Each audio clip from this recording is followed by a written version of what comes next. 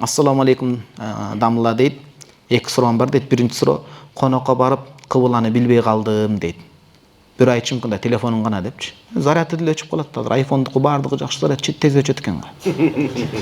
Суроо. Samsungга тез эме кирип кетет экен. Билбей калдым дейт, жайлоодо дейт. Жайлоодо дегенде сет кармабай калган жерде экен да. Негизи ушундай жагдайда учурда намаз кандай болот дейт. Бизде кийинки сабакка кичине доска болсо, балдар билсе керек, мени кичине ооруп атат деп досканы алып койгонго, кийинки сабакка Ахматова балдардан бир суранып койсок, доска схема чебиз. Анан жакшы маркерлер керек, учу кесилген. Экинчи сурооңузду коюп туралы, биринчи суроого жооп берели. Тууган, бул схема бул жер. Бирөө кыбыланы билбей калса, намазды кандай окуйт? Эки схема бар, жакшылап көңүл буруңуз. Биринчи схема, оң кол менен баштайлы. Бирөө барды, жайлоого барды. Кыбыла билинбей атат, телефон өчүп калган же телефон тартпайт ал жерде. Бул өзү жанагы кандай илим эле манасыга? Астрономия илиминде жакшы окуган эмес, мектепте ошол учурда футбол тээп жүргөн бул. Чын? Убагында окуш керек, балдарды 5ке окутуш керек, мектепти 5ке. Сиз көчөдө бирөөнүн ажаатканасын казып иштесеңиз да балаңызды окутуңуз мектепте. Окутуңуз. Потому что мектеп бул основной база, негизги база болот. Окутуш керек кошумча. Жети тил менен биргеликте. Анан астрономияны билбейт экен бул. Эмне кылат бул байкуш? Ушуну угуш керек экен. Буга чейинки намаздарчы өткөн ишке Аллаху акбар, салават. Эми ушундай кыласыз. Бардыңыз, эч бир нерсе билинбей атат. Караш керек. Жылдыздан да билбейт. Илгерки заманда дагы эмеспиз. Илгерки заманда архитектура диндин негизинде курулчу, имандын негизинде. Адамдар үйдүн бир бурчун михраб чыгарып койчу, кыбла тарапка. Ошол үйдүн михрабка мешиттер курулат атпайбы? Кыбла тарапка архитектура курганда ошону билип койчу. Ошон үчүн мо жаш архитекторлордун кулагына күмүш сырга. Ошолорду караш керек. Ар бир үйгө сонун намазканасы менен бала окута турган, конок өзүнчө күтө турган жер, өзүнчө эшик. Аялыңыз тумчуланып калбасын анан мондай Бишкектин ысыгында. Кышында деле биздин аба кирип болот атпайбы? Тумчуланып анан коноктор келгенде чыга албасын. Өзүнчө эме бүт караш керек. Ажаткананы кыбылага каратпаш керек. Айтор эч кандай жайлоого барып калды, байланыш жок, кыбыланы билбей атат. Эмне кылат? Биринчи учур тахарра, изилдениш керек. Колдон келишинче. Дүмүрдү караш керек, уюгу кандай кетип атат. Асманды караш керек, билбесе да билгендей болуп кишини ойлонот. Окшотуп сүрөтүн карап. Бир аз окшотуш керек сүрөтүн, чын? Шарт эле келип, о мен Аллах бар деп намазга кирип кетпей. Бир аз окшотуп, ар жакты карап, бер жакты кишини изилдемиштин сүрөтүн чийиш керек. Сүрүштүрүп, ар жак эч бир адам жок болсо карап кичине изилдеген аракет кылып, дароо кирип кетпей. Анан жүрөгү бир тарапка эле, бир болсо кыбыл ушул тарапта. Кыргызстанда бардыгы эле ушундай го, күнбатыш тарапта дей берет го. Ошондой тарапта го деп анан болжолдоп туруп ошол тарапка карап намаз окуйт. Бул түшүндүңүз? Бул биринчи учур. Экинчи учур дароо эле келип, уш жер эле да деп туруп кирип кетет намазга. Биринчи учурга изилденбестен туруп, аракет кылбастан. Биринчи учурга келебиз. Намаздын ичи бар, намаздын акыры бар. Анан ошентип кыбыла ушул тарапта болсо керек деп бет маңдайын карап туруп, Аллах, Ханафи да бул. Ханафи мазхабы туура да, мынтпейт да бул. Бияка тиш мустахаб да, мындай кылып, көкүрөккө койбойт бул, бияка коет. Анан колун белдин астына коюп, Аллах акбар деп ушул жак кыбылага деп аракет кылден окуп атат. Намаздын ичинде бирөө келди да, койчуман агабыз келип калды да, баланча деди. Баланча деп туруп айт, кыбыла ал тарапта эмес, аркаңа бурул деди. Десе эмне кылат? Бизде көптөгөн китептер, Ихтиярда, Имдадул Фаттах башка китептер келет. Wa in alima bi khata'ihi fi s-salati istadara wa bana. Намаздын ичинде туруп кат экенин билип калса, шарт айланат ошол айткан тарабына.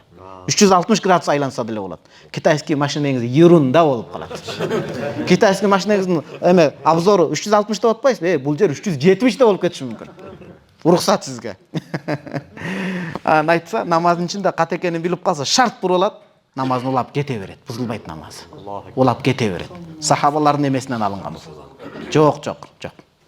Сахабалар ошондой болгон. Байтул Мактыска 6-7 ай карап окулунган. Пайгамбар саллаллаху алейхи жөөттөр сыймыктанган булар. Биз тарапка карап атат, биз күчтүүбүз дегенде, Пайгамбарыбыз саллаллаху алейхи мади вакылагы жөн эле асманды карап койгон. Алла таала асманда болгон үчүн эмес, асмандан кабар түшкөндүгү үчүн. Карап койгон. Ошондо Алла таала айткан: "Кад нара тaqalluba wajhika fis-sama." Асманга көп тигилгениңди карайбыз. Вахий күтүп.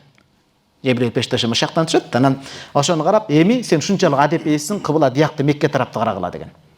Анан Маккадан Мадинага бир кабарчы келип айтканда, намазда туруп бурулуп окушкан, намазын бузган эмес. Түшүнүктүүбү? Бул намаздын ичинде. Эмне үчүн буга намазы дурус болуп атат анткени башында изилденди бул. Жок, ошол боюнча эле. Ошол боюнча 2 рекет куфтанды окуп атса, экинчи калган 2 рекетин жанагантип бүтүрөт. Түшүнүктүүбү? Кулак кагып чыгыш шарт эмес. Бул намаз ортосунда, намаздын аягында дейли эми. 2 сүрөт жаат. Намаздын аягында билди, намазды окуп бүткөндөн кийин жана койчуман агабыз келди де, же кыбылаң дурус, сеники дурус окудуң дейт. Анда сөз жок, анда дурус эле болот. Сен дурус окуп намазыңды. Сен биякты карап окудуң, кыбылаң арт тарапта болчу десе эмне кылат? Намазын кайтарбайт кайра. Кайтарбайт. Намаз бүтүп калгандайын туурасын билсе, кайтарбайт. Эмнеге? 2 далил бар. 3 далил бар. Курандан далил. Пайгамбарыбыз саллаллаху алейхи вассаламга сахабалар караан бороон чапкында калып кетип, ошентип кыбыланы билбей намаз окушкан, ар бири чийип койгон. Эртеси билинген кыбыла. Анан билгенден пайгамбарыбыз саллаллаху алейхи вассалам келип айтышканда, аят менен жооп берген. Бул хадис Муслимде келет. Фа айнама туаллу, каяка карасаңар дагы, фасам мочкулла, Алла ал тарапта Алланын ыраазычылыгы турат дейт. Эми бул билбей калган учурга болот да бул аят. Хадистен далил. Намо имдадул фаттах, мына сизге ссылкасын айтып атам. Оюнан эле окшотуп айта береткен дебеңиздер, биз китеп менен сүйлөйбүз. Сиз Google менен сүйлөп атасыз. Имдадул фаттахша Шейх Шурумбулали айтат: "Ва кыблатул мутахарри жихату тахаррихи" дейт. Кыбыланы унутуп калган адамдын кыбыласы табылбай калган адам кыласы. Жүрөгү каяка келип изилденсе ошонусу болот дейт. Бул намаз бүткөндөн кийин. Үчүнчү далил Кур'ан-ы Каримден дагы далил бар. Ла юкаллифуллаху нафсан усаха. Алла билбеген нерсени моюнга жүктөбөйт. Кайра намаз оку десе элестетин, бир ошентип 5 мал намаз окуса, кыбыла туура эмескен кайра окутса бул машакат болуп калат. Шариатта Курандан алынган эреже бар, хадистен алынган. Ат-таклиф ала qaдрил вус, моюнга жүктөлө турган шариаттын жүгү мүмкүнчүлүккө жараша болот. Байга жараша жүктөлөт, кедейге жараша жүктөлөт. Кыбыланы таппай калган адамга ошого жараша жүктөлөт. Бул негизги шарт, аракетин көрдү. Бүттү. Он жакты бүтүрдүк. Только сол кол иштейт азыр эми. Сол кой болобуз. Сол. Бирөө келди дем, кыбыла ушагыла деп намазда маани берди. Шарт карады да, "О мен Аллах берди" окуй салды. Намаздын ичинде жана койчуман агабыз келди, "Ой, ката окуп атасың" десе, намазы бузулат мунуку такыр эле.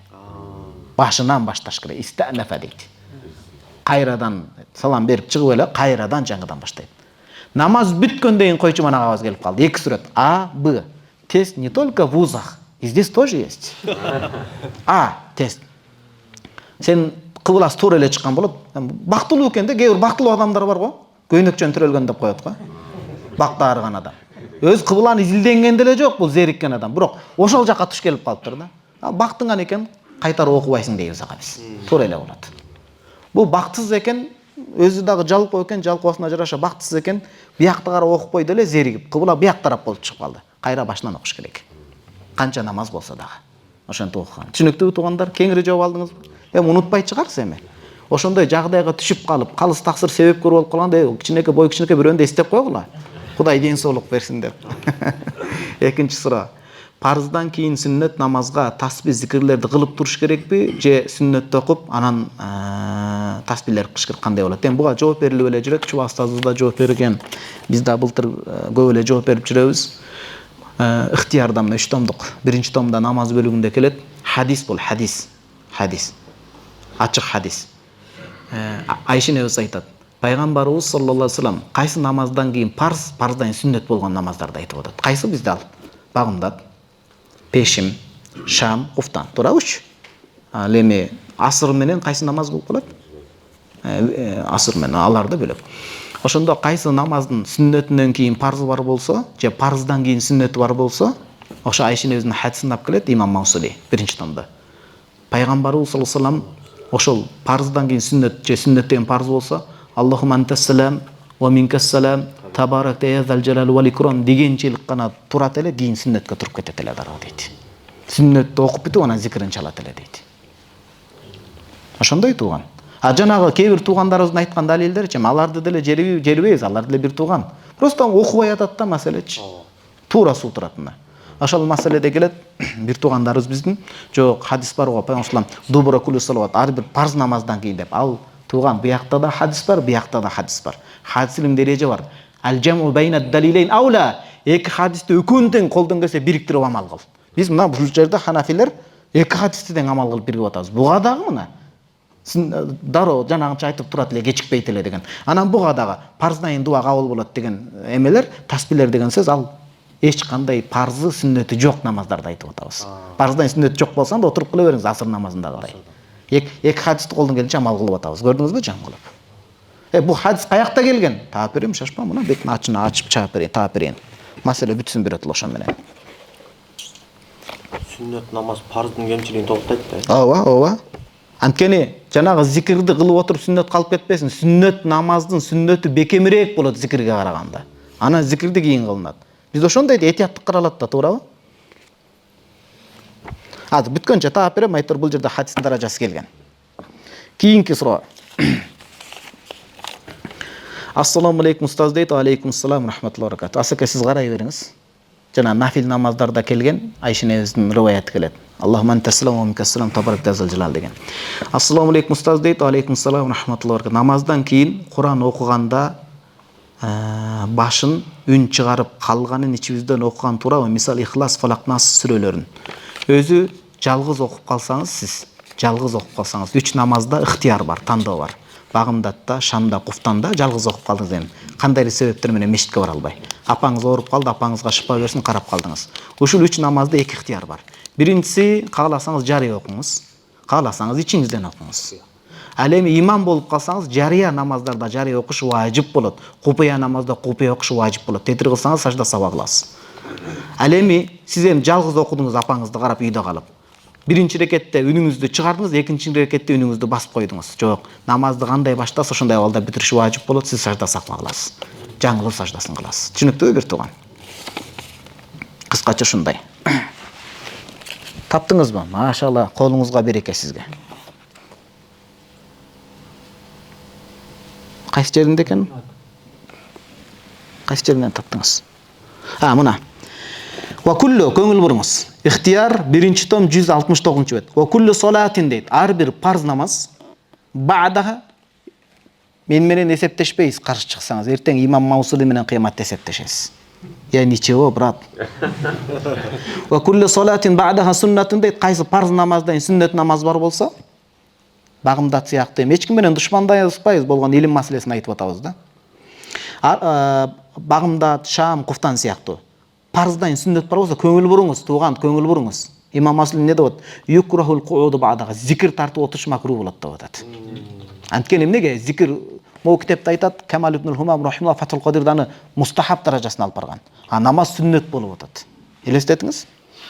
Муну кыргыздын сиз тамак соосуз го, тамак менен түшүндүрүп берейин. Казы карта турса, сиз ашлампы жеп отурбайсыз да? Өлө патриот көлдүк болсоңуз анда бир жананда. Ашлампы жеп анан бирок андай деле жолуктурган жокмун көлдүктөрдүн ичинен. Өзүм турам го мына. Парз намаздан сүннөт намаз болсо, сүннөт намазды кечиктирип отуруу макруh болот деп атат. Бал яштагилу бис сүннат, балким сүннөт менен алектениш керек. Сүннөт намаз тезирээк окуш керек. Бул бекемделген сүннөт. Яфсилу байна сүннат вал мактуба, бирок көңүл буруңуз. Парз бүткөндөн кийин дароо секирип жана спортсмен легкий атлеттерге окшоп. Жоламанга окшопчу мисалы. Учурдан пайдаланып ошол спортсмендерибизге ийгилик каалап коелу иншалла. Бул дагы чоң бир жетишкендик да. Барып кыргызыбыздын желегин желбиретип, жакшынакай келсин. Анткени канча деген балдар арак ичип жүргөндөн көрөк ошо балдарыбызды, үлгү пайгамбарыбыз саллаллаху алейхи ошо балдарыбыздын жолун карманып, ошол спорт жагында жүргөнү жакшы. Туурабы? Анын бардыгы намаз окугандар. Акжол Махмудов, Жаламан, жана башка бардыгына Кудай таалам алтын менен Парижден Олимпиададан кайтып келсин. Кыздарыбыздын да курактары келип калды. Күйөөгө чыгып кетсин амин Аллах. Кыз кишинин эң чоң алтыны бул күйөө болот. Чын эми жаштарына мейлем, жаштары алсын бир аз. Анан баралына келип калгандары эң чоң триумфты алсын да, эң чоң триумф бул күйөө болот. Алтынды да алып келсин, жигити да тозбасын аэропорттон. Көп сүйлөшүп күнөөгө батпай, Амин. Айтор жалпы жонан ийгилик каалайбыз. Көңүл буруңуз. Легкий атлет экен намаздан көрсөтпөй эле койсун. Парзды бүткөндөн кийин сүннөттүкүнөн дароо тез туруп, Аллахумма антассаламды да айтпай сүннөткө киргизип кетиш бул да макруh болот дейт. Созулуп отуруп алыш да макруh болот. Дароо туруп эч нерсени айтпай эле, амин Аллах бар деп туруп парзга туруп, сүннөткө туруп кетүү да макруh болот. Эң туурасы кандай экен? Орто. Сүннөттү парзды бүткөндөн кийин сүннөткө Аллахумма антассалам кассалам деген дуанын өзүнчө ошончолук убакыт туруп анан барыш керек да сүннөткө. Түшүндүңүз да кенен эле?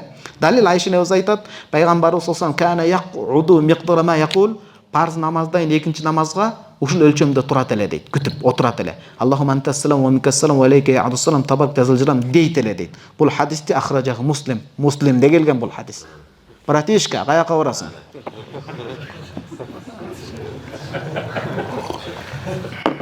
Эми 2 күн эс алдым да ошого кичине эме болуп калган окшойм, сергек болуп. 5 күн сабак, 2 күн эс алуу да. Телефондордо жүрүп мазза кылып эс алдым да.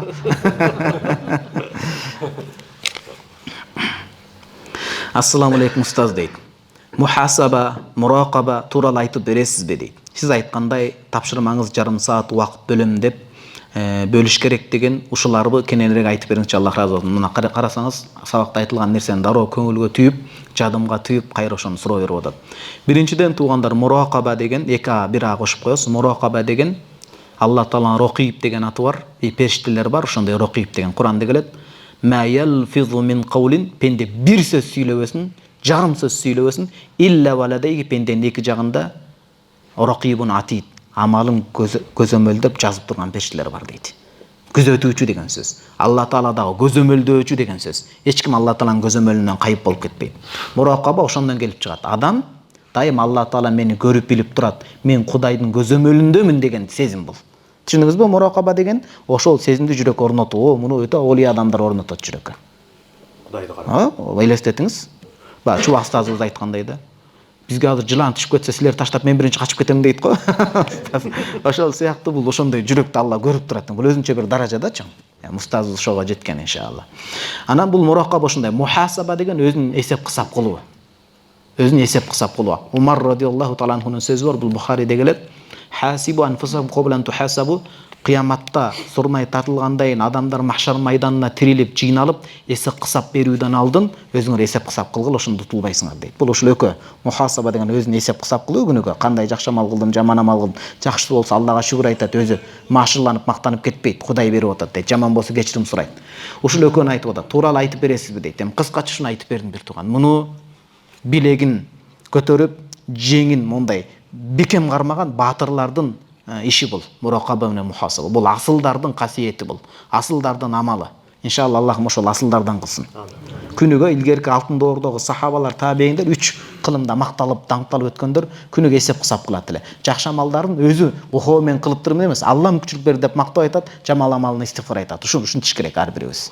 Бирөөнүн көңүлүн оорутуп коебуз го, Кудай өзү кечирсин. Боюбуздун өзү ылдыйдыгына карабай туруп эле. Көңүлүн оорутуп. Экинчи муракаба деген, муракаба кылыш үчүн көп зикир кылыш керек. Көп зикир кылыңыз, анан дааратчан жүрүңүз. Ушул экөө жардам берет сизге. Буга жетиш кыйын. Мен өзүм деле жете элекмин ага. Ачык эле айтыш керек адам. Эмне ал жашырган менен Алла көрүп турбайбы бизди? Ага кыйын жетиш, бирок эки нерсе иншалла үмүт кылабыз, Кудай жеткирсин. Даарат менен жүрүп, экинчиси көп тилди нымдаштырса, зикир менен. Ушул Алла көрүп турат деген сезимге алып келет.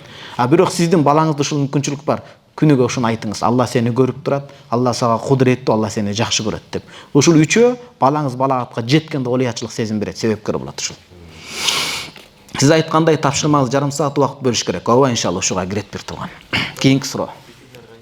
Зикирлер, эң жакшы зикир Бухари, Муслимде келет. Афдалу ма культуху ана ван набиюна мин qabli. Мен жана менден мурдагы пайгамбарлар айткан эң жакшы зикир ошонун бири ла илаха иллаллаху вахдаху ла шарика ла. Лахул мулку ва лахул хамд. Юхи ва юмит ва хува хайюн ла ямут биядихил хайр ва хува ала кулли шайин кадир. Анан жалпы эле өзүңүз билген зикирлерден. Бул узун болуп кыйналып атсаңыз, ма таяссара лакум, сизге кайсы жеңил? Туурабы? Кайсы жеңил? Айтор Аллага, шариатка байланыштуу зикир болсун. Ассаламу алейкум. Жанагынтып болуп кетпесин да, бир умрага барып, ошо араб туугандарда видеолордо кеңип турат, бирөө барды Кабадан көргөн дуа кабыл болот го. Умрада ажылыктарда бар дуа кылса бирөө фулус, акча, байлык дейт имиш да. Чындап эле кийин байып кетиптир. Маселе байып кийин жолугушкан ага. Байып кеткенден кийин кандай деген сөз да. Эми биз эң жакшы экөөнү тең сурайбыз. Роббана атина фид дуnya хасана. Бул дүйнөнүн жакшылыгын, акыретин дагы жакшылыгын деп. Иманга басым коебуз, Дүйнөнүн эле талабы болуп кетпесин да. Кудай деп эле. Инсандык бүтпөйт да. Туура? Бирөөгө эң акыркы үлгүдөгү машинени берип койсоңуз деле башкасы көзүнө жаш көрүнүп тура берет. Эң жакшы сулуулукчу сулуу аялы болуп турса деле бул инсабы болбос, башка көз артып жүрө берет, бул тойбойт. Эң жарды адам ким? Өзүндө болуп туруп жоктой бирөөгө көз арткан адам. Эң жакыр, эң ачкөз адам ушул. Элестетиңиз? Өзүндө суу турат, ал ууга кызыгып атат да. Уулар ичирип кетет ал, чын. Өзүндө суу турат. Уу чаап коет ал. Никелесе бир жөн. Ассаламу алейкум устаз, кандай истейт? Аллага шүгүр көрүп атасыз го, бүгүн башкачамын. Аллага шүгүр. Ла хаула ва ла куввата илля билля. Устаз менин эмнегедир дейт. Мен эмнегедир азыр чет тилдерин аны өчүрүпсүз да. Мен эмнегедир чет тилдерин үйрөнүүдөн кыйналам. Мектепте именно дейт. Дал өзү орус тил, англис тилден 4 чыгып калып, калганынан 5 алгам дейт. 4 деле жаман эмес бир тууган. Менин атайын мен жылда китепкана болот Египетте. Атайын балдардын мээсин, балдардын кантип окутуш ушул туурасында китептерди көп алам. Ошондо алсам, ошо китепте жазыптыр арабча сонун. Суриядан чыккан алым жазыптыр, өзү медик дагы экен. Менин биз билбеген булчуңдары көп экен тууган. Азыр бир гана битсес, тритсес эмне дейт айтор. Торс, порс деп эле өзү мындайларды чыгара берет го. Ал ничего бир тууган. Менин булчуңдарын иштетиш керек. Билими күчтүү миңди жеңет. Менин булчуңдары көп экен ошо китепте айтат. Баланын мээси катып кала электе булчуңдарын иштетип калыш керек экен. Ата бабалардын тарбиясын карасаң, бала шок болсун, шок болбосо жок болсун дейт. А менин булчуңдар иштеш үчүн бала көп кыймылда болуш керек экен. Балконский болуп калса кыйын да. Айылга жөнөтүш керек ошон үчүн. Бала канчалык көп кыймылдап турса, мээсин иштегенде жакшы болот. Табит ачылат. Ошол китепте айтат, 30 канча булчуң бар деп. Ошол сиздин булчуңуз иштей электем, сиз иштетип напряжение берип иштеткен жоксуз да аны. Кандай тилди, жаңы тилди өздөштүрүү булчуңу бар. Ошон кичине күн сайын көнүгүү кылыңыз, иштеп кетет кадимкидей 4 эмес плюс 5 болуп кетет. 5 нече 6 болуп кетет. Булчуң иштебей жатат маселе. Эмнегедир кызыгуумду күчтөндүрө албай жатам. Эмнеге? Сизге бир мотивация берейин дем. Африкада алсыз мусулмандардын алсыздыгын, кедейлигин бетке басып, тилди мыкты билгендер $50 динин сатып кетип атат ошолор. Такылдап сүйлөп барып. А сиз бул жерде тил үйрөнө албай жүрөсүз. Тилди үйрөнүш керек. Накир Заик мисалы. Ал кишинин акыйдасы фиктагы эмесин биз сүйлөп аткан жокпуз, бирок эмесин айтып атабыз, могу өзүнүн тармагында. Ахмад Дидаттын шакирти да, раматылык. Канча деген эмелер менен диспут кылып эметип, не деген тил, хоть акценти бар, бирок не деген англисче сүйлөп атат. А кыргыздар билесиз, бул бөлүнүү эмес, сүйлөсө так сүйлөйт. Туурабы? Өзүнүн тилинен өткөрүп ийет го. Биздики ушундай сыпат берилгенде, бирөөнү туурасы ал биякта эле калып калат ал. Анткени кээ бирлерин көргөндө түрк эле болуп калган да. Мурут коюп, сакал жок. Аби деп түрктөр да антип сүйлөбөйт да. Мейли түркчө үйрөн, бирок түрк болуп кетпе да сен. Бирөө тура индейс болуп алган. Анчалык эмес, алба анчалык. Кыргыздыңды да карма бир аз сен. Туурабы же туура эмеспи? Бул бөлүнүү максатында эмес да. Шуну жаман ичиркейин келип кетет мындай. Кылып келипчи. Мында жакшы эле дем ала берип. Деп бөжүрөбөй. Ошон үчүн тууган тил үйрөнүңүз. Канчалар тил үйрөнөт, динден чыгарып атпайбы? Баарын жакшы көрөбүз биз. Мусулман болсо биздин бир туугандарыбыз иншалла. Күчтөндүрө албай атам, кызыгуу болбой жатат. Кызыгуу болуш керек бир тууган. Тил билген адам кыйналбайсыз. Тил билген адам жаны кыйналбай оокаттабат. Кара күч менен кыйналбайт ал. Кара күч менен кыйналгандарга котормочу болуп жанын багат да, элестетиңи. Туурабы? Бирөөлөр тил билбей кыйналып капустан ташып турса, англисче, столго отуруп алып мага окшоп. Аңгычан айтып акча таа бериши мүмкүн. Жаныңыз тапканга да жеңил, динге киргизгенге да жеңил. Жакшы да. Тил өзүнчө бир аалам да. Бүгүн атайын басып келатып китапканага кирип, мен туура эле түшүнүш керек аны. Мен тил максатын иншалла орус тилинде ордуна коём, англис тилинде келип атат, жакшынакай болуп. Атайын орус тилинде которулган дана дүйнөлүк адабият классикасынан Антуан де Сент-Экзюпери, француз жазуучунун китебин жакшы көрөм. Юни Паштальон, Маленький принц, жакшы китептери бар да. Анткени анын ой багытын, анткени анын бул түбүндө мусулман болсо керек дей берем, эми Аллах билет. Бул дуа кылганда, башкача дуа кылганда пайгамбарлардын дуасын. Аллахым мага мудрость бер деген, ошол мудрость хикмат менен кайсы жерде эмнени кандай сүйлөштү билейин деген да. Кайрылган дуалар бар, ошо мусулманчылыктан эле алган дей берем да, ошо жак, ошонун китептерин жакшы көрөм. Сонун жазган. Маленький принц балдардын психологиясын түшүнүүгө жардам берет. Баланын кыялын эметкенге. Ошол окуш керек бир тууган. Кантип англис тилин мыкты деңгээлде сүйлөп үйрөнсөм болот дейт. Анан да оюмда англис тилин мыкты үйрөнүп, IT тармагын өздөштүрсөм, элиме чоң кызмат кылам. Анан да мүмкүнчүлүк болсо уста сизди дүйнөдө эмне баян айта турган жерге алып барып, сиз айткан баян маселелерди англисче которуп, элге айтып, жаныңызда шакирт болсом да, мына мотивацияны өзүңүз айтып атасыз демди. Тил которуш керек. Туурабы? Ооба. Которулуш керек. Чубак устазыбыз орус тилине которулду, бирок англис тилине которулбай калды да. Иншалла балким Улан мырзабыз, агабыз англис тилине да которот. Анткени дүйнөдө потребность, муктаждык бар. Чубак устаздыкында илим аз андай адамдарда. Башкалар ошондой хутба деңгээлинде эле, Америкада деле башка деңгээл. Ошол илимдер англисче так англисче американын өзүнүн диалектisi менен жеткирсе канча адамга себеп болот бул, туурабы? Ошол мына жакшы нерсе экен. Же сиздин алдыңызда илим алып өзүм баян кылсам деген ойго келет. Жок, конкуренцияны жаман көрөм. Тамаша. Сиз алым болсоңуз жакшы эмеспи? Алым болсоңуз жакшы эмес, биз кызмат кылабыз сизге. Сиз алым да болуңуз, англис тили да билиңиз, эң жакшысы, туурабы? Биз кызмат кылып жүрөлү жаныңызда. Устаз дейт, бүгүн асырдан кийин базар коргондо Арстанбап айылында катуу сел болду, ошондой эле Кайра Оба, Ноокатта жана башка аймактарда селдин кесепеттери болуп жатат. Дуа кылып, амалдар кандай болуш керек дейт. Эми амалды бардыгы эле билип калды го дейм. Улам аларды кыжаалат кылганын кереги жок, эми билип турат. Анан азыр бир нерсе десек эле контексттен жыра тартып, анан башкача колдонуп коюшат. Ошон үчүн урматтуу калкым, бул эскертүү. Кур'ан-ы Каримде Аллахтын бир аяты бар: "Ва ма нурсилул аяти илля тахвифа". Ар бир чоң белгини адамдарга эскертүү үчүн жөнөтөбүз дейт. Жүрөк ойгок болуш керек. Египетте бир ушулардын жакшы мүнөзү жагат да, бардыгын Алла Таалага таштайт да. Келердин алдын биз үйдө кайнемдикин көчүрүп калдык, эмеректерин көчүрүш керек. Бул эми көчүрүш деле оңой иш эмес да. Кыжалат кылып атсак, ошол бабы аптап коет, үйдө карап отурган дейт, Аллага таштабайсыңбы дейт. 5 ай бар го, 5 айда ким бар, ким жок, Аллага таштаганды үйрөнбөйсүңбү дейт. Карасаңыз, жөнөкөй адам мага сабак айтып атат, туура да. Кээде жашоодо сизге мас адам келип акыл үйрөтөт. Көөдөнүңүз ачык болбосо, бул эмне деп сандырак деп таштап койсоңуз, Кудай Таала сизге мас аркылуу айттырат кээде. Кээде Кудай Таала акылы тозгон адам айттырат. Сиз анын ким экендигине карабаңыз, анын кандай сөз сүйлөп атканына караңыз. Ол Алла Таала айттырып аткан болот. Ошон үчүн тууган, аларда ошол келинчегибизди төрөткө алып барып калдык, эжеке жоолукчан. Айтат, керек болсо идиштин кулап кеткенинде чоң ишара бар дейт. Жүрөк ойго болсо, кокустук эмес, ошонун өзүндө бир нерсени айткысы келип атат дейт. Этият бол, сак бол, даарат менен жүр, садака чыгарып тур дегендейчи мисалы. Ошон үчүн туугандар, эми ооба жер мурдагы эле жер эле, бирок жердин кыртышы эметтиби, же жердин кыртышына караганда мен ойлойм элдин пейили көп бузулуп атат. Туурабы же туура эмеспи? Пейил көп тарып атат, пейилди тарытпайлы туугандар. Мына өткөндө бирөө сүйлөп жөнөтүп тургу WhatsApp'тан, эми жарымы теңирчидей сезилди, аныкы мага жарымы мындай сезилди. Эми кантса да акыйкат сөзүн алалы биз. Бардыгын жаман деп койбой. Айтып атат, илгери бир бөлмөнүн ичинде эле канча адамдар батып жашашат элек дейт. Туурабы, туура эмеспи? Туура. Пейил тарып атат туугандар. Ошон үчүн пейил тарыгандан жазбайлы. Мо сүткорлуктан алыс бололу, анан алдамчылыктан. Кудайым жамандыктан сактасын. Эми бул жамандыктан эле дебейли. Негизи бул эскертүү катарында келип атат. Кудайым кырсыктан сактасын. Арстанбапта, Ошто, амин дуа кылалы. Арстанбапта, Ошто ушул кырсыктын кесепетинен жабыр тарткан бир туугандарыбызга Аллах жөлөкчү болсун, жардамчы болсун. Туура түшүнүшүп, ушул мамлекетти колдон алдырып калбайлы туугандар. Мамлекет бул аманат ар бирибизге. Мамлекет болгон үчүн биз ушинтип өзүбүздүн кенен сүйлөп жүрөбүз. Аллах Таала ушул элибизге, жерибизге омат берсин, ыйман берсин, ынтымак берсин, ырашкерлик, эл башчы, журт башчыларыбызга Кудай дөөлөт берсин.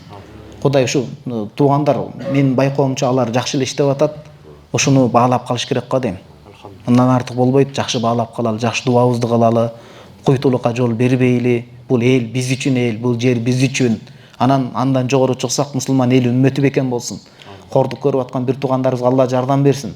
Кордук көрсөтүп аткандардын тагдырында исламга кирүү болсо, Аллах эртерээк исламга киргизсин. Исламда киргизүү жок болсо, катыгын жазасын өзү берсин Алла Таала. Алар өздөрүн түрү шайтан эсептеп атат, эч ким бизге тең келе албайт деп. Алла бар баарына. Момунуна да Алла бар, момун эмесине да Алла бар туугандар. Анан жана келатканда бир адам байланышка чыгып турмо, детский жалда бала кызы эртең дайыр дедиби, дайырхан дедиби, ким деди, кыз айтыр операцияга кирген атыптыр. Ошол карындашыбызга да Аллах Таала операциясын жеңил кылсын. Туугандар, эч ким оорубайлы, аманчылыкта, ден соолукта бололу. Кудай Таалам баарыбыздан ыраазы болсун. Журт башчыларыбыздан акыркы койчуманга чейин Кудай Таалам аманатты так билдирип, ден соолук берип, жакшы иштерин да арттырган болсун. Бирахметке. Азан болуп калдыбы дамлам?